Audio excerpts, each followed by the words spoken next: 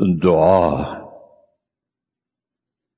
الهی پروردگاره، د دې سپېڅلي قرآن ختم چې پکې شک او شبهه نشته ستا پاک کلام دی، په خپله درګاه کې قبول او منظور وګرځوه او ثوابونه یې هم په دې دنیا هم په آخرت کې را په برخه کړه. پروردگاره د دې پاک قرآن فرمایشات زمونږ د ژوند په چارو کې جاری او حاکم کړه. د ژوندانه په تیارو پیچومو کې د لارې چراغ وګرځوه او زړونه مو قرآني فرمایشاتو ته پرانیزه. الهي زمونږ له ارادي او غیر ارادي ګناهونو څخه راتیر شه. پروردگاره زمونږ عاجزۍ ته وګوره، مونږ زمونږ په تېروتنو او خطاګانو منیسه.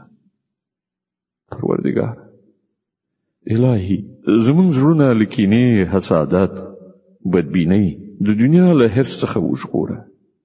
د زړه پاکي راکړه او ستا مخلوق ته مو د خدمت په نیت سنبال وګرځوه. د دښمنۍ افکار له موږ څخه لرې کړه یا پروردگاره.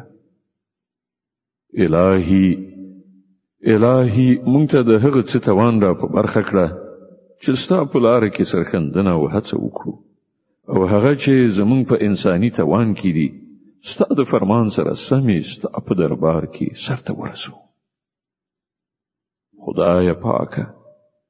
خدای پاکه ته او یوازې ته د ټولو مخلوقاتو د پیدایښت سرچینه او ستا پاک حضور ته د ټولو درګرځېدل دي. زمونږ زړونه په خپل وحدانیت ټینګ او مضبوط وګرځوه.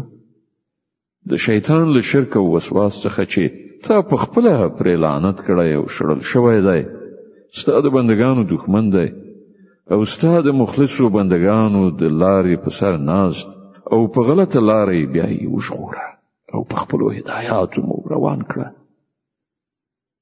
الهي پروردگاره ته مولای، ته حقیقي پادشاه، ته مالک او کبریا او پر ټولو برلاس او د قدرت خاوند دی. پروردگاره پرته ستا له پاکې درګاه څخه بله د دعا او استغفار درګاه نشته.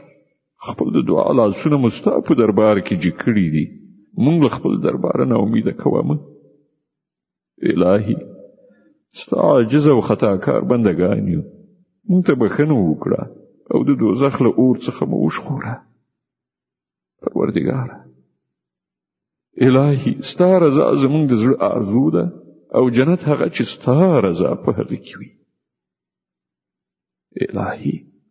الهي له خپل لطف او رحمت څخه مو بې برخې کوه مه. د دې دنیا او آخرت کې ګڼې را نصیب کړه. الهي ته د حاجاتو پوره کوونکی او د مکافاتو او کرامت یوازینۍ سرچینه یې. زموږ محتاجانو شرعي غوښتنې پوره کړه. پروردگاره ناروغانو ته شفا ورکړه او له ذهني او روحي ناروغۍ څخه یې وژغوره. پروردگاره د مسلمان امت څخه نفاق، شقاق لرې کړه. په خاصه توګه د افغان ولس چې سخت تاریخ په دې پړاو کې د نفاق او وروروژنې په اور کې سوځي، اتحاد او یووالی ور په برخه کړه. الهي پروردگاره د منافقانو چل ول او دروغ رسوا او بې اثره وګرځوه. پروردگاره د اسلام او قرآن د سمې لارې دښمنان که هر چیرې او په هر شان دي ناکام او ناامیده کړه.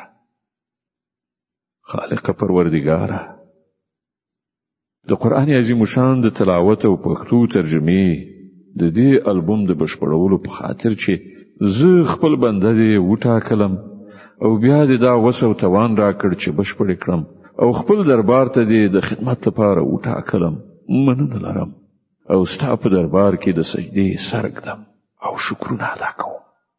پروردگاره ستا په لاره کې زما دا خدمت په خپل دربار کې قبول او منظور وګرځوه او په حسناتو کې حساب کړه.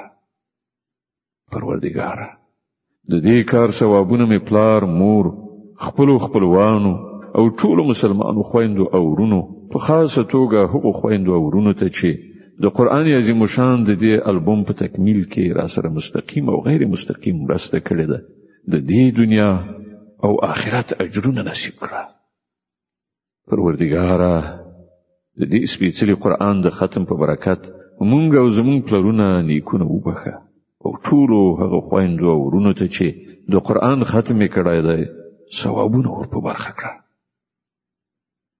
پروردګاره الهي د دې پاک قرآن فرمایشاتو ته زمونږ په زړونو او دماغ کې ځای ورکړه ترڅو د دې دنیا په څو ورځني ژوندانه او د هغه له شور ماشور څخه مو سلامت د مقصود پړاو ته ورسوي.